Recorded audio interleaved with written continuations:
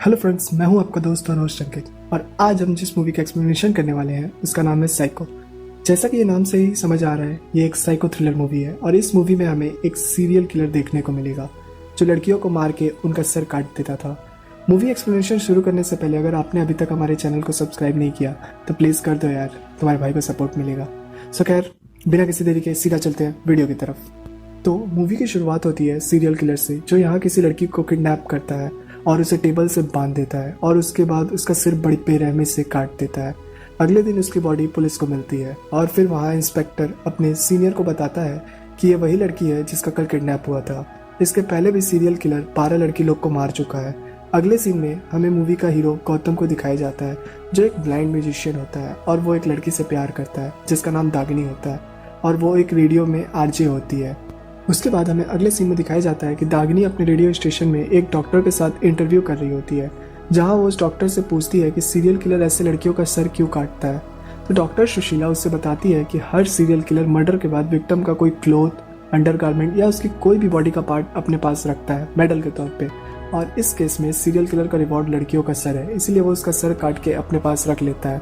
इसके बाद वाले सीन में हमें दिखाया जाता है कि दागिनी गौतम को मिलने के लिए बोलती है और उसे बताती है कि वो जहाँ मिलेगी कल उसके बारे में वो उसको हिंट देगी और वो हिंट वो कल शो में देगी और अगर वो समझ गया और उससे मिलने आ गया तो वो उसे अपने बर्थडे पार्टी में चीफ गेस्ट के तौर पे इनवाइट भी करेगी। एक्चुअली 7 दिन बाद दागिनी का बर्थडे भी होता है।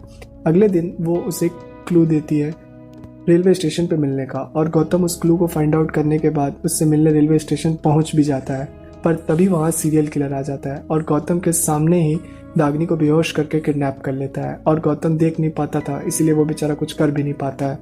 लेकिन दागिनी के स्मेल से उसे लगता है कुछ तो गड़बड़ है, इसीलिए वो वहाँ पुलिस बुला के कंप्लेन करता है।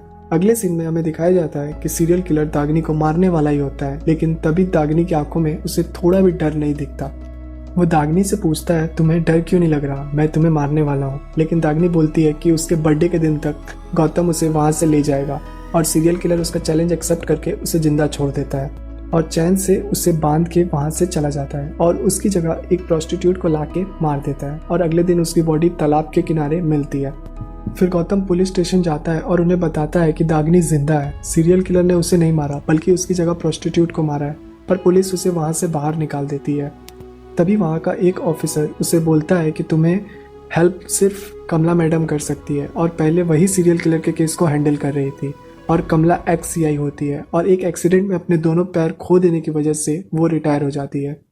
गौतम कमला से मिलने उनके घर जाता है और हेल्प के लिए बोलता है, पर पहले तो वो मना कर देती हैं, फिर थोड़ी रिक्वेस्ट करने के बाद मान जाती है और गौतम को एक सिटी मैप और एक सीरियल किलर की फाइल लाने बोलती है और गौतम अपने फ्रेंड की मदद से वो मैप और फाइल ले आता है और फिर कमला और वो मिलकर अपनी इन्वेस्टिगेशन शुरू कर देते हैं और लोगों और बच्चों से पूछताछ करने के बाद उन्हें पता चलता है कि सीरियल किलर लड़कियों को किडनैप करने से पहले उनके कार या बाइक के सामने छोटा सा पपी छोड़ देता है। जब वो लड़की उस पपी को उठा लेती है तब वो सीरियल किलर आके क्लेम करता है कि वो उसका पपी है, ऐसे वो लड़कियों को किडनैप करता है। ये सारी इन्फॉर्मेशन गौतम ट्विटर पे पोस्ट कर देता है ताकि कोई और उसके झांसे में नहीं आ सके। अगले ही दिन एक लड़की को रास्ते में पपी मिलता है और वो किलर उस लड़की को बोलता है कि वो पपी उसका है, सो प्लीज़ उस पपी को उसके कार में रख दो। लेकिन वो लड़की बताती है कि ट्विटर पे उसने पढ़ा था कि एक सीरियल किलर इसी तरह मर्डर कर रहा होता है और इसीलिए सर मैं आपकी मदद नहीं कर सकती, और वो यही बोल के वहाँ से चली जाती है। ये सुन के सीरियल किलर को बहुत गुस्सा आ जाता है और एक हैकर के पास जाके पता लगाता है कि गौतम ने ही ये पोस्ट किया है और फिर गुस्से में किलर उस हैकर और उस लड़की को भी ढूंढ के मार देता है और फिर बाकी लड़कियों की तरह उसका भी सर काट देता है और अपने स्टॉक में सजा लेता है। और अगले सीन में गौतम उस लड़की के बॉडी को जाके स्मेल करता है और फिर कमला को बताता है कि अभी तक जितनी भी बॉडी मिली है उन सब में एक पिग की स्मेल कॉमन है। इसका मतलब किलर का खुद का पिग फार्म है और वो अपने फ्रेंड को सारे पिग फार्म के बारे में पता करने बोलता है, लेकिन उन्हें कोई भी सस्पिशियस इंसान नहीं मिलता। गौतम के फ्रेंड को एक पिग फार्म से निकलता हुआ देख पुलिस इंस्पेक्टर उस पिग फार्म में जाके इंक्वायरी करता है, लेकिन उस पिग फार्म में उसकी मुलाकात पहली बार उस किलर से होती है, पर सीरियल किलर उसे पकड़कर अपने अड्डे पे ले जाता है और उसे भी मार देता है। और अगले दिन उसका सर पुलिस वालों को एक पेड़ पे पिंजड़े में लटका हुआ मिलता है। केस में कोई भी प्रोग्रेस नहीं होने की वजह से गौतम बहुत डिस्टर्ब हो जाता है और फिर वो अपने घर आ जाता है और वो अपने फ्रेंड को भी वहाँ से भेज देता है। तभी वहाँ सीरियल किलर आ जाता है और उसे मारने की कोशिश करता है। बट तभी लकीली वहाँ उसका दोस्त आ जाता है और फिर वो सीरियल किलर का पीछा करने लगता है और भागते भागते वो एक सुनसान जंगल में पहुंच जाता है जहाँ वो किलर उसे भी मार देता है। और अगले दिन गौतम को अपने दोस्त की बॉडी मिलती है जिस वजह से वो बहुत टूट जाता है और वो कमला से ये सब छोड़ने बोलता है। तभी कमला उसे बताती है कि जब वो कॉलेज की सीढ़ियों से गिरी थी तभी उसने वहाँ फंक्शन में किलर को देखा था, पर उसका चेहरा वो सही से नहीं देख पाई थी। फिर गौतम और कमला वहाँ से सीधे कॉलेज जाके इंक्वायरी करते हैं जहाँ उन्हें एक बहुत बड़ा क्लू मिलता है। उन्हें पता चलता है कि किलर की एक उंगली नहीं है और फिर वे लोग उसके गाड़ी से उसका पता लगाने के लिए उसके कार के शोरूम में जाते हैं जहाँ फाइनली उन्हें उस किलर का नाम पता चलता है।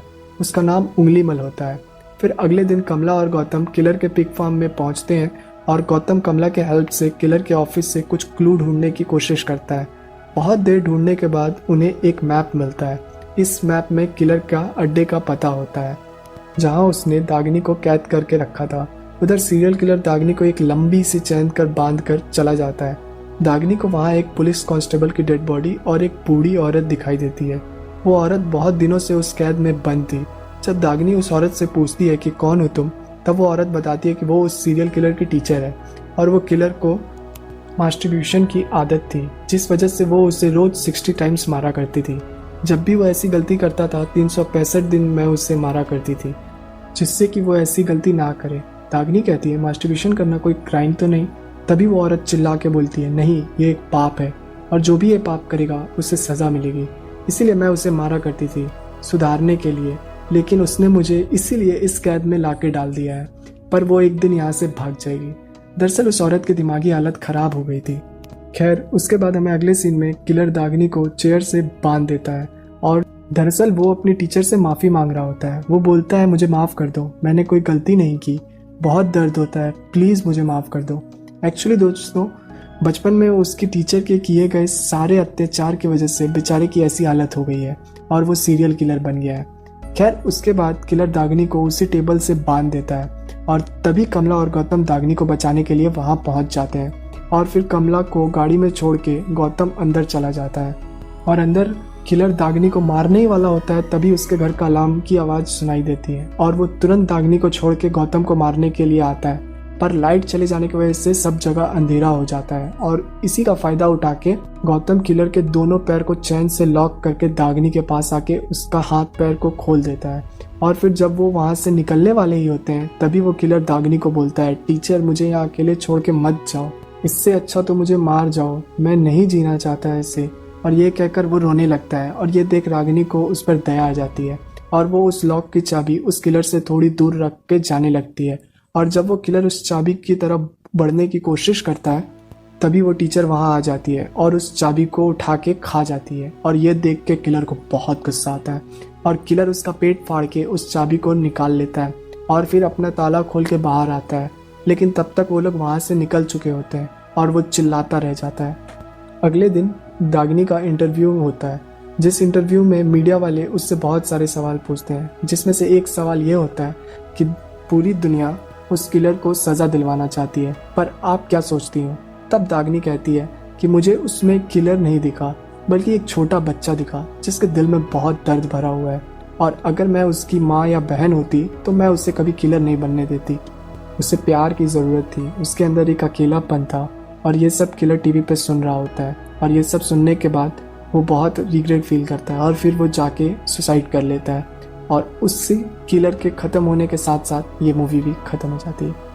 सो आई होप आप लोगों को मेरा एक्सप्लेनेशन पसंद आया हो। अगर आप लोगों को मेरा एक्सप्लेनेशन थोड़ा भी पसंद आए तो प्लीज़ इस वीडियो को लाइक कर दीजिए और हमारे चैनल को सब्सक्राइब कर दीजिए। चलिए फिर जल्दी ही मिलते हैं किसी नए एक्सप्लेनेशन में। तब तक के लिए अपना ध्यान रखिए and stay safe. Bye bye.